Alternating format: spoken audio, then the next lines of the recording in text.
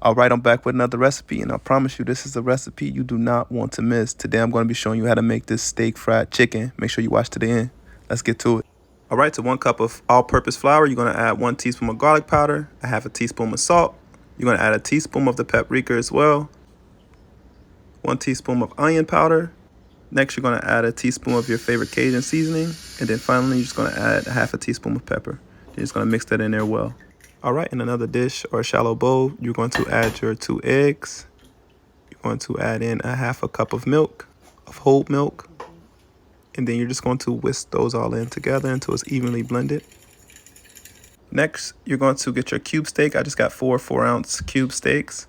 You can find this at your local international market. You just want to take the cube steak and you want to dip it in the flour. You just want to make sure that you dust off any of that excess flour that's on the cube steak. And then you're just going to pretty much place it in the egg wash.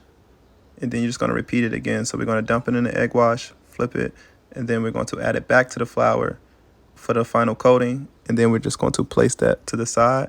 And pretty much you're just going to be repeating this cycle. Now, guys, the ingredients that I'm giving you guys is enough for 4 people. This is always going to be for a serving of 4. So if you want to add more, just, adjust the ingredients to your preference. But yeah, you're just going to do the same thing again to all of them. And you're just going to make sure that you shake off any excess of the flour. And then just coat it just like that. And then you're just going to place it to the side.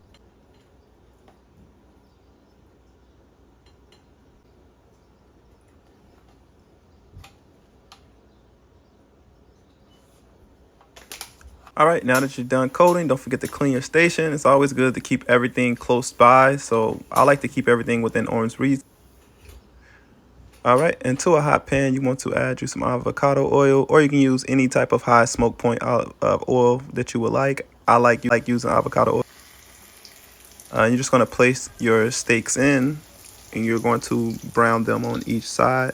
It's going to take around 3 to 4 minutes on each side, all right?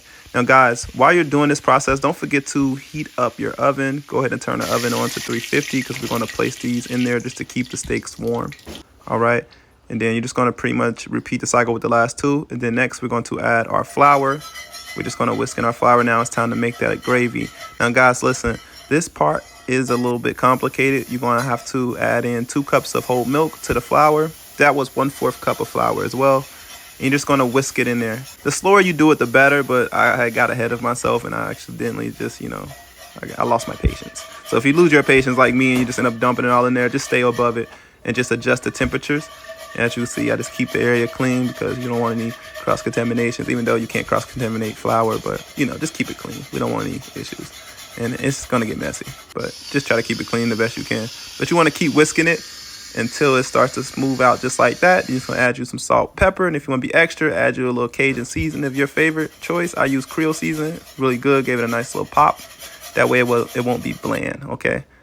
And it should be a smooth texture just like that. It's going to take you about 5 to 7 minutes when it comes to cooking gravy, okay? So don't get discouraged. Just keep whisking and keep whisking until all those lumps are down. Now it's time for the taste test. My goodness. All right. Now, I was just being fancy. You don't have to do this part. I just put the gravy inside of my gravy bowl, and then voila. Now, this gravy is a lot thicker than maybe most would like. Just add a little bit more milk to it. It's okay. And there you have it. Just accompany it with some mashed potatoes and green beans, and you can't go wrong. Let me know what you think about the recipe in the comment section below.